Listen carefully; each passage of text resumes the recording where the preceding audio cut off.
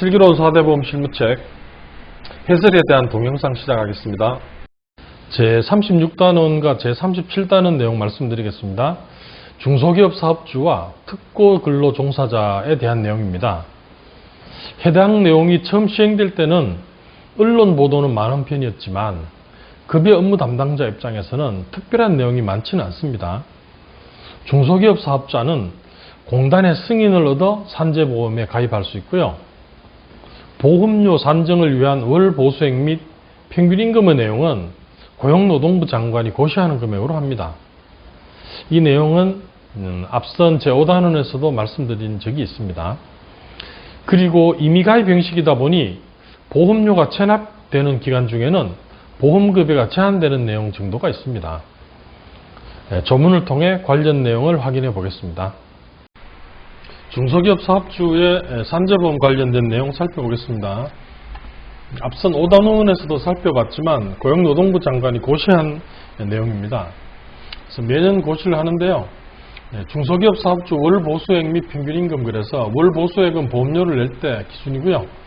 평균임금은 이제 산재보상금 지급할 때 기준이 되겠습니다.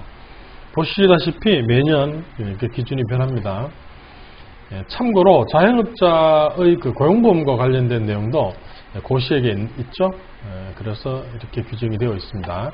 중소기업 사업주는 300인 미만, 자영업자는 50인 미만이라고 하는 기준도 알고 계시기 바랍니다. 근로자 기준이죠. 중소기업 사업주의 가입 절차는요, 공단의 승인을 받아서 가입을 하게 됩니다.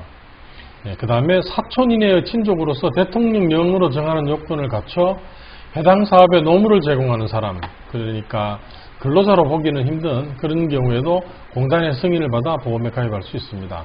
시행령으로 정해진 내용을 보면 300명 미만의 근로자를 사용하는 사업주라고 되어 있고요.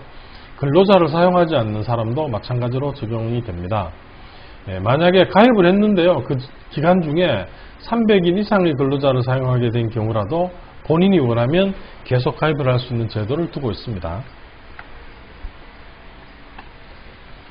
산재 가입을 하기 전에요, 건강진단이라고 하는 제출 서류를 반드시 내야 됩니다. 역선택을 방지하기 위한 제도죠.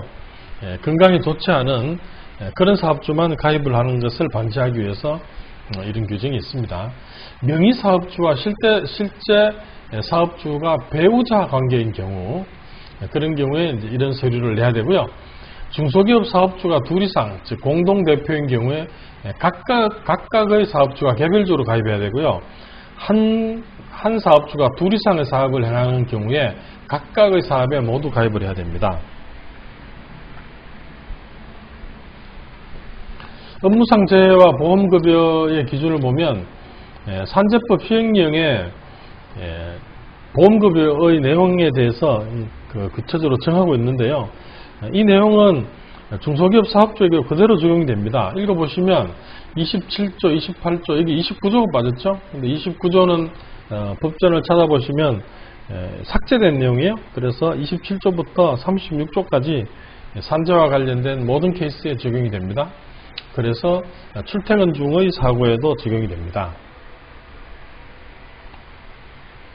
특이점이 있죠. 보험료를 체납하는 기간 중에 발생한 업무상 재해에 대해서는 보험급여를 지급하지 않는다. 이것은 이제 임의가입 형식으로 되어 있기 때문에 이런 규정을 두고 있습니다. 제37단원 특고 근로종사자 관련 내용입니다. 2021년 7월 21일부터 법률 개정으로 산재가 적용 관련 바뀐 내용이 있다는 거 알고 계시죠? 계약 당사자 간의 합의로 산재 적용 제외를 신청할 수 있는 사유, 그게 매우 제한적으로 규정되었습니다. 금년 7월 이전부터도 법률 규정에 의하면 특수형태 근로종사자들에게 산재법은 당연 적용되고 산재보험 가입도 의무사항이긴 했었습니다. 다만 합의로 신청을 제외한다는 규정이 너무 넓게 규정되어 있어서 지금과 달랐다는 내용입니다. 하여간 이제 의무가입의 범위가 현실적으로 넓어졌으니까요, 그 의미를 알아야 할 것입니다. 보험 미가입 상태에서 출퇴근 중 교통사고 등 업무상 재해가 발생한 경우 근로복지공단은 보험급여의 50%를 사업주로부터 징수할 수 있다는 뜻입니다. 업무 담당자라면 체크하고 있어야 될 부분이겠죠. 그리고 같은 시기에, 비슷한 시기에 7월 1일부터죠. 특수형태 근로종사자의 고용보험 가입에 관한 내용도 시행이 되었습니다.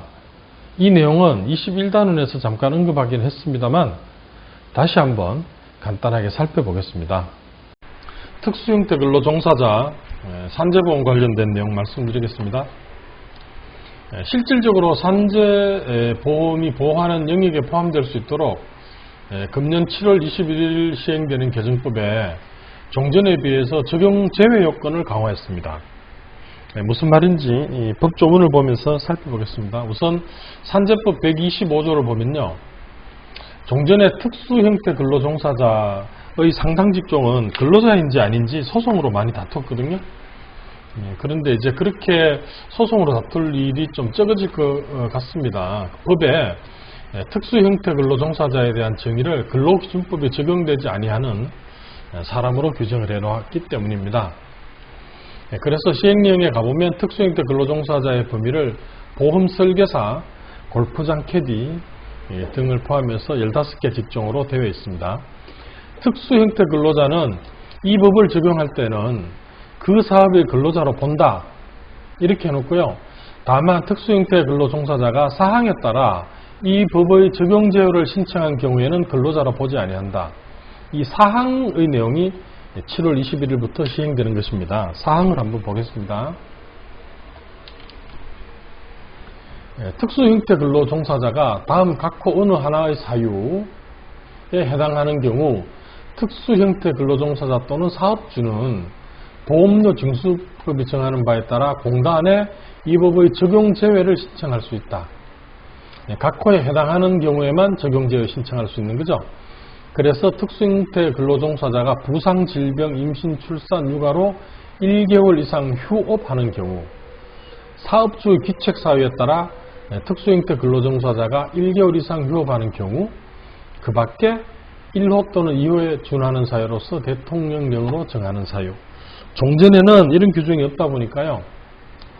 특수형태 근로종사자와 사업주가 보통 계약을 체결할 때 이런 산재 적용 제외 신청을 하는 그런 형식으로 이 산재법의 적용에서 벗어나 있는 상태였습니다. 이렇게 법이 바뀌었고요.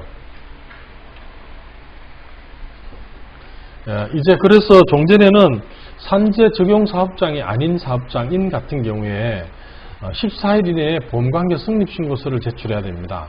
그러나 해당 사업장에 이미 근로자들이 있어서 산재 성립신고를 해놓은 상태라면 별도의 신고는 필요 없습니다. 성립신고 관련해서 필요 없다는 얘기입니다.